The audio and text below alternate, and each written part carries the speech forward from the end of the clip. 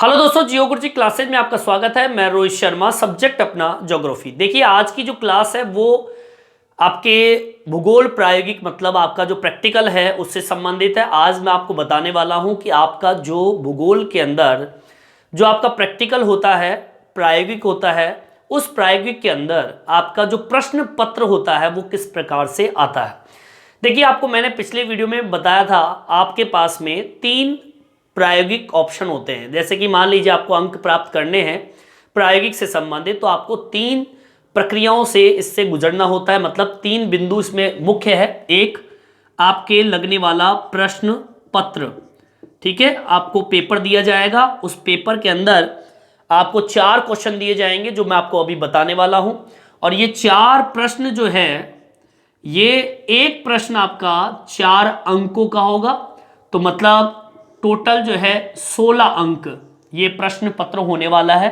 आज मैं आपको प्रश्न पत्र जो आपको बताऊंगा, यही 16 नंबर आपको कैसे मिलने वाले हैं, किस तरीके के प्रश्न आपके एग्जाम में पूछे जाएंगे भूगोल प्रायोगिक के पेपर में।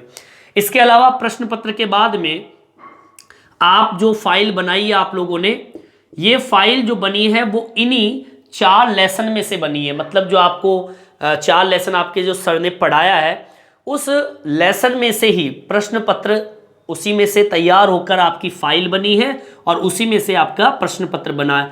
ये फाइल जो है वो 10 नंबरों की है, ठीक है। और इसके बाद में जो आपका होगा इस प्रायोगिक में वो है मौखिक का। मौखिक आपके 4 नंबर की होगी। तो टोटल मिला के आपके 30 नंबर का ये प्रायोगिक होने वाला है। आज हम बात करने वाले हैं इन प्रश्न पत्रों की। ये 16 नंबर जो है वो किस प्रकार के प्रश्न आपके बन के आएंगे, मुख्य है। क्या पता इन्हीं में से आपके क्वेश्चन आपके सर दे दें।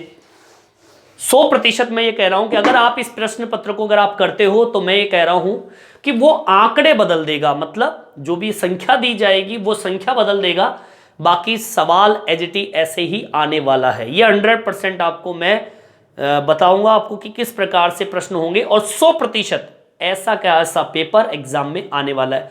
ऐसे पेपर मैं आपके सामने 3 पेपर रखूंगा। इन 3 पेपरों को आप पढ़ लीजिए। प्रायोगिक का कोई सा भी प्रश्न पत्र इन 3 पेपर से बाहर नहीं जाने वाला। देखिए सामने, देखिए इस तरीके से पेपर होगा। ऊपर लिखा होगा माध्यमिक शिक्षा बोर्ड राजस्थान अजमेर उच्च माध्यमिक प्रायोगिक परीक्षा 2024। आपका जो विषय भूगोल जो है उसका कोड संख्या है वो है 14। ध्यान रखना, आपके भूगोल का कोड नंबर है 14। यहां पर आपको जो समय दिया जाएगा इस प्रश्न पत्र को करने में, आपको 2 घंटे का आपको समय दिया जाएगा लगभग। और पूर्णांक जो है वो टोटल आपका 16 नंबर का पूर्णांक होने वाला है। यहां पर एक नोट भी दिया हुआ जाएगा, सभी प्रश्न करने अनिवार्य है, प्रत्येक प्रश्न 4 अंक का होने वाला है। मतलब ये कि 4 प्रश्न आएंगे 4 लेसन में से, जो आपको पता है। और हर लेसन में से एक एक क्वेश्चन देगा, साथ में अथवा भी दे सकता है आपको। अगर आपके जो एग्जामर होंगे वो आपको अथवा में भी क्वेश्चन दे सकता है। मैं बताऊंगा किस प्रकार से, ठीक है। सभी प्रश्न करने अनिवार्य, मतलब 4 प्रश्न दिए तो चारों के चारों प्रश्न करने अनिवार्य। अब देखिए सबसे पहला प्रश्न क्या होने वाला है लेसन नंबर 1 से, ठीक है। जो आपका लेसन नंबर पहला है, ठीक है, उसी में से एक क्वेश्चन उठा के देगा। वो प्रश्न कोई सा भी हो सकता है, लेकिन मेरी नजर के अंदर जो मुख्य प्रश्न होने वाला है वो आपका ये होगा, आंकड़े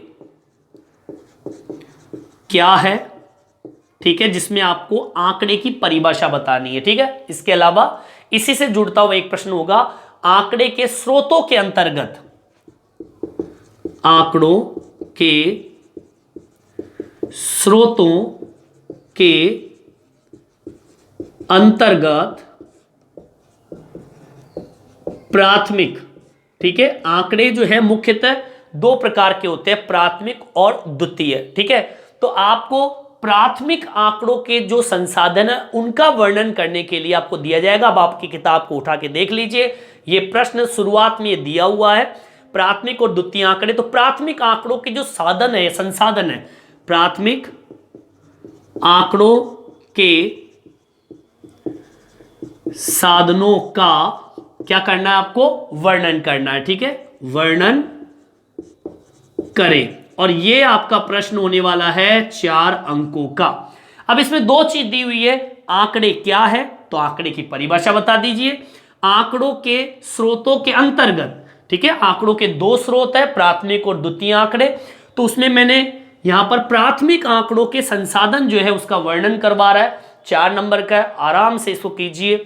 ये आपके लेसन नंबर पहला, ठीक है, पार्ट पहले में ये आपको मिलेगा, आप देख लेना इसका आंसर क्या होने वाला है। ठीक है, इसी के आगे की ओर बढ़ते हैं।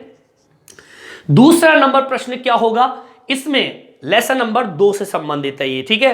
और लेसन नंबर 2 जब आप उठा के देखोगे तो उसमें मैथमेटिक्स सवाल आपको मिलेंगे, माध्य है, माध्यिका है, बहुलक है, ठीक है ना, ऐसे क्वेश्चन आपको देखने के मिलेंगे। तो इसमें से मैंने आपके लिए 2 क्वेश्चन लेके आया हूं जो भी अथवा में होंगे, ठीक है, एक जो मैन होगा और एक अथवा में डाल सकता है इस प्रश्न के अंतर्गत, ठीक है। तो क्वेश्चन होगा निम्न आंकड़ों के लिए माध्यिका की गणना कीजिए। निम्न आंकड़ों के माध्यम से, या फिर हम कहें निम्न आंकड़ों के लिए, ठीक है, माध्यम भी हो सकता है, निम्न आंकड़ों के लिए माध्यिका की गणना कीजिए। ठीक है, अब आपके ये प्रश्न हो गया और ये 4 नंबर का मैटर हो गया और आपका लेसन नंबर 2 से संबंधित है। अब आपके यहां पर एक सारणी दी हुई होगी, सारणी इस तरीके से दी होगी, वर्ग दिया हुआ आएगा और आपके नीचे दी हुई आएगी आवर्ती। ठीक है, इस प्रकार की इंडेक्स आपके सामने दी हुई आएगी और आपसे निकालना है आपको माध्यिका। कैसे निकाली जाती है आपके सर ने आपको बताया होगा, मैं आपको केवल प्रश्न बता रहा हूं, हल आपको खुद को करना है। ठीक है, जैसे कि 10 से 20 वर्ग दे दिया जाएगा, 20 से 30, 30 से 40, 40 से 50, 50 से 60, ऐसे आपको क्या दिए जाएंगे, वर्ग दिए जाएंगे। ठीक है, 60 से 70 और 70 से 80, आप चाहे तो इनको उतार सकते हैं। इसी प्रकार का प्रश्न आने वाला है। आवर्ती जिसे एफ कहते हैं, इस एफ आवर्ती के अंदर क्या क्या आवर्ती हो सकती है, जैसे कि 6 है, 10 है, ठीक है, इसके अलावा 14 है, 16 है, 12 है और आगे आवर्ती दे दिया जाए 9 है, ठीक है, और इसके अलावा आपके 6 दे दिया। ठीक है, अब ऐसा प्रश्न आपके सामने दे दिया जाएगा, आपको माध्यिका की गणना करनी है, मतलब माध्यिका ज्ञात करनी है 4 नंबर का। अब इसी के अंदर एक क्वेश्चन और डाल सकता है अथवा। ठीक है, अथवा के अंदर आपसे कोई सा भी क्वेश्चन और पूछ सकता है, जैसे यहां पर माध्यिका पूछ ली, अब आपसे माध्य पूछ सकता है। तो माध्य का प्रश्न जैसे कि दे दिया जाए, अथवा के अंदर दिए गए आंकड़ों के लिए, ठीक है, दिए गए आंकड़ों के लिए, या फिर आपके प्रश्न दिया हुआ है दिए गए आंकड़ों के प्रयोग, मतलब आंकड़े देंगे उसका प्रयोग कीजिए। से एक फैक्ट्री है, ठीक है, उस फैक्ट्री के अंदर मजदूर काम करते हैं, ठीक है, फैक्ट्री में काम करने वाले मजदूरों की, ठीक है, जो भी मजदूर उस फैक्ट्री में काम कर रहे हैं उन मजदूरों की जो मजदूरी है, मजदूरों की मजदूरी दर की माध्य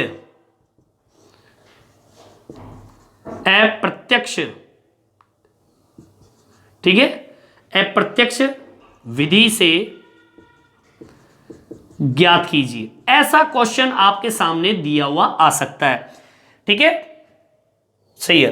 दिए गए आंकड़ों के प्रयोग से फैक्ट्री में काम करने वाले मजदूरों की मजदूरी दर की माध्य अप्रत्यक्ष विधि से ज्ञात कीजिए। ठीक है, अब इसमें क्या पूछ रहा है, माध्य, ऊपर क्या पूछ रहा है, माध्यिका। अब आपके सामने जैसे यहां पर सारणी दी हुई है वैसे ही सारणी नीचे दी हुई है। मैं एक छोटी सी सारणी आपके सामने बना देता हूं, ऐसी सारणी आपके सामने वो पूछ सकता है।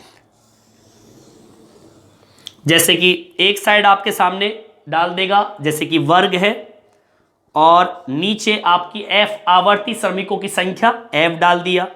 ठीक है, अब इसके अंदर 50 से 70, 70 से आपके 50 से 70 हो गया, 70 से 90 हो गया, फिर 90 से 110 हो गया। ठीक है, ऐसे जोड़ों के अंदर टुकड़ों में ना, 50 से 70, 70 से 90, 90 से 110, 110 से फिर कितना गैप हो गया, 130 का गैप हो गया। ठीक है, फिर इसी के साथ में आगे बढ़ेंगे 130 से 150।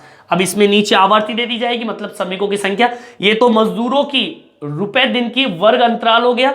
यहां पे श्रमिकों की संख्या हो जाएगी, जैसे कि 10 है, ठीक है, 20 है, ठीक है, 25 है, आगे बात समझ में, 35 है और 9 है।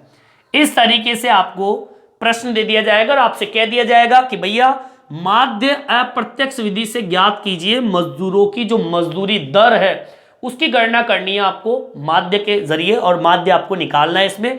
यह प्रश्न संख्या 2 है। अब इसमें देखिए 2 प्रश्न दिए हुए हैं, एक माध्य का ज्ञात कीजिए और एक आपका माध्य। और माध्य में भी देखो, माध्य में 2 आपकी एक तरीके से कहूं कि विधियां जिसे हम बोलते हैं, एक तो होती है प्रत्यक्ष विधि, ठीक है, और एक होती है अप्रत्यक्ष विधि, ठीक है, 2 तरह की होती है।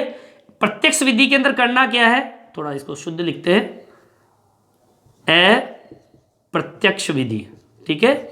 यह अप्रत्यक्ष विधि से आपको इस सवाल को करना है, आपके बुक में देख लेना और आपके सर ने आपको बताया होगा प्रत्यक्ष अप्रत्यक्ष दोनों अलग अलग है, तो आपको अप्रत्यक्ष विधि से आपको इस सवाल को करना है। तो 2 प्रश्न हो गए। ये लेसन नंबर कौन सा है, पार्ट नंबर 2 के अंदर आपको ये मिलेगा। क्लियर, अब यहां तक आपके समझ में आ गया होगा। 2 प्रश्न मैंने आपको बता दिए कैसे आएंगे, पहला आंकड़ों से संबंधित लेसन नंबर 1, फिर दूसरा आपके माध्यिका और माध्य से संबंधित, ये लेसन नंबर 2 से हो गया। अब लेसन नंबर 3 में देखते हैं लेसन नंबर 3 क्या कहता है, उसमें से कैसा प्रश्न आने वाला है। यहां तक आपके समझ में आ गया होगा। इस प्रश्न को आप उतार लीजिए और हल करना अभी से शुरू कर दीजिए, उतार लीजिए। देखिए आगे की ओर बढ़ते हैं और प्रश्न नंबर 3 जो कि लेसन नंबर 3 से उठने वाला है, ठीक है। और ये आप जब लेसन नंबर 3 को देखते हैं तो उसमें बहुत सारे ग्राफ दिए हुए होते हैं, ग्राफ कोई सा भी दे सकते हैं, लेकिन मेरी नजर में जो सबसे ज्यादा इंपॉर्टेंट है वो क्वेश्चन है वृत्त आरेख से संबंधित, ठीक है। वृत्त आरेख आप जानते ही हैं, इस तरीके का वृत्त आपको तैयार करना होता है, ठीक है, और इसमें आपको कोण काटने होते हैं। इस तरीके से आपने देखा होगा इधर बगल में इंडेक्स बनी होती है, ऐसा आपको वृत्त आपको तैयार इसमें करना है। मेरी नजरिए से आपका ये प्रश्न इंपॉर्टेंट है, एग्जामर इसी प्रश्न को उठाकर देता है, ठीक है। तो लिखना क्या है, प्रश्न होगा निम्न आंकड़ों, ठीक है, जो भी आंकड़े आपको दिए जाएंगे उन आंकड़ों को वृत्त आरेख, ठीक है, जो भी मैंने आपको कोला बना के बताया इसे वृत्त आरेख बोलते हैं। इस वृत्त आरेख में क्या करना है, इन आंकड़ों को प्रदर्शित करना है। क्लियर, आपको समझ में आ गया होगा, करें, ठीक है। ये आपके 4 नंबर का मैटर होने वाला है, ठीक है।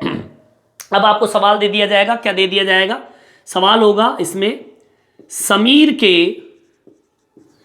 विभिन्न विषयों, ठीक है, एक समीर नाम का एक बच्चा है, उसके पास में पढ़ने के लिए बहुत सारे सब्जेक्ट है, उस विभिन्न विषयों में जो प्राप्तांक जो है निम्न अनुसार है, ठीक है। अब वो निम्न अनुसार देख लेते हैं, विषयों में प्राप्तांक निम्न अनुसार है, ठीक है, वो मैं आपको आंकड़े बताऊंगा। अब इन्हीं आंकड़ों के जरिए आपको एक वृत्त आरेख बनाना है, ठीक है। इन्हें आंकड़ों से एक वृत्त आरेख का निर्माण करें। यह सवाल आपको दे दिया जाएगा। अब इसमें एक आपको सारणी देंगे आपको इस तरीके की, ठीक है। अब इसमें आपको प्रश्न डाल दिया जाएगा, जैसे कि ऊपर डाल दिया जाएगा विषय और यहां डाल दिया जाएगा प्राप्तांक, समीर के प्राप्तांक क्या क्या है, जैसे कि सब्जेक्ट भी डाल दी जाएगी, हिंदी डाल दी, ठीक है, अंग्रेजी डाल दी, संस्कृत डाल दिया, सामान्य ज्ञान डाल दिया, गणित है, ठीक है, और विज्ञान है। इस प्रकार 6 सब्जेक्ट आपके सामने डाल दी। इसमें संख्या दे दी जाएगी 20, 10, जो भी आंकड़े आपको दिए जाएंगे 20, 10, आगे बात सर में 30, 10, ऐसे आंकड़े आपके सामने दे दिया जाएगा। अब आपके सर ने आपको वृत्त आरेख किस प्रकार से बनवाया, आपको इस सवाल के अंदर डालना है। समझ में आई बात, वृत्त कैसे बनता है आपको सबको पता है। ये आपके पार्ट नंबर 3 से उठाया हुआ क्वेश्चन है, ठीक है। अब इसमें अथवा में भी एक क्वेश्चन आ सकता है, ठीक है, क्योंकि इसमें ग्राफ बहुत है। एक ग्राफ तो आरेख तो मैंने बता ही दिया आपको, इस तरीके और भी कई ग्राफ बने हुए। ग्राफ ना पूछकर एक ग्राफ आपसे पूछ लिया जाए और इसी के साथ में अथवा के अंदर आपसे कोई टिप्पणी करा लिया जाए। अथवा में ये निम्न में से किन्हीं दो पर टिप्पणी कीजिए। अब आपको टिप्पणी करनी है और टिप्पणी के अंदर आपको जैसे कि 4 ऑप्शन दे दिए जाएंगे, ठीक है, ए ब से और द। अब इसमें से आपको क्या करना है, 2 उठाने हैं आपको, जो आपको करने हैं, जो आपको इजी लगे। जैसे कि इस लेसन में दंडारेख आपने बनाया होगा, ग्राफ बनाया होगा आप लोगों ने, मिश्रित दंडारेख, इसका भी आरेख आपने तैयार किया होगा ग्राफ के अंदर। इसकी परिभाषा आपको डालनी है।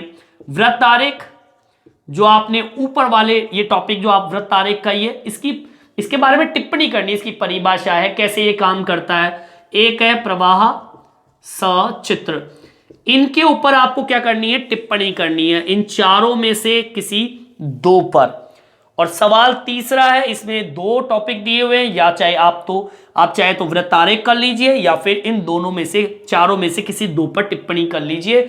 4 नंबर आपको इसमें मिलने वाले हैं। लेसन नंबर 3 में आपको ये क्वेश्चन मिलने वाला है। क्लियर, समझ में आ गई होगी बात, ठीक है। चलिए यहां तक आप उतार लीजिए। अब लास्ट लेसन है 4, उस चौथे लेसन में से चौथा क्वेश्चन कैसे बनने वाला है उसको भी बताएंगे, यहां तक आप उतार लीजिए। देखिए आगे की ओर बढ़ते हैं और लेसन नंबर 4 का चौथा क्वेश्चन डालते हैं। लेसन नंबर 4 का चौथा क्वेश्चन क्या कहता है। देखिए लेसन जो है वो भौगोलिक सूचना तंत्र से संबंधित है। आगे बात समझे, जीआईएस से संबंधित। तो पहला क्वेश्चन आपका इंपॉर्टेंट है, एग्जाम की दृष्टि से इंपॉर्टेंट है। कई बार एग्जामर यही क्वेश्चन बार बार डालता है। मेरी नजर से ये क्वेश्चन आपका सबसे ज्यादा महत्वपूर्ण माना जाएगा। क्या, भौगोलिक सूचना तंत्र, जिसको बोलते हैं जीआईएस। आगे बात समझ में, भौगोलिक सूचना तंत्र जीआईएस क्या है, इसकी परिभाषा आप देखिए, इसकी परिभाषा क्या होगी, ठीक है, आपकी किताब में दी हुई है। भौगोलिक सूचना तंत्र क्या है, जीआईएस। भौगोलिक सूचना तंत्र के घटकों का वर्णन कीजिए। इससे जुड़ता हुआ एक अगला क्वेश्चन इसमें, भौगोलिक सूचना तंत्रों के घटकों का वर्णन कीजिए। ठीक है, ये 4 अंक का है ये, और पाठ नंबर 4 में से ये क्वेश्चन उठाया हुआ है। क्लियर, आगे बात समझ में। और इसी के साथ में हमारी ये 4 लेसन कंप्लीट होते हैं, और इन्हीं चारों में से 4 क्वेश्चन कैसे आने वाले हैं मैंने बता दिया आपको। पहला क्वेश्चन सिंगल आएगा, सेकंड में आपको 2 अथवा में क्वेश्चन डाल सकता है, माध्य, माध्यिका, बहुलक, XYZ कुछ भी। और लेसन नंबर 3 में भी 2 क्वेश्चन डालेगा, क्योंकि इसमें बहुत सारे ग्राफ बने हुए हैं, आरेख बने हुए हैं। तो एक वृत्तारेख का इंपॉर्टेंट है, उसमें अथवा डालकर टिप्पणी आपको करवा सकता है। 4 टिप्पणी आपको देगा, उसमें से 2 टिप्पणी आपको करनी है। और लेसन नंबर 4 में से ये क्वेश्चन भी इंपॉर्टेंट होता है, भौगोलिक सूचना तंत्र जीआईएस क्या है, भौगोलिक सूचना तंत्र के घटकों का वर्णन कीजिए। क्लियर, आगे बात समझ में। इस वीडियो में इतना ही। ये वीडियो आपको कैसा लगा कमेंट्स करके जरूर बताएं, और मेरे चैनल को सब्सक्राइब जरूर से जरूर करें, जिससे नए नए वीडियो आप तक पहुंचा सकूं। धन्यवाद।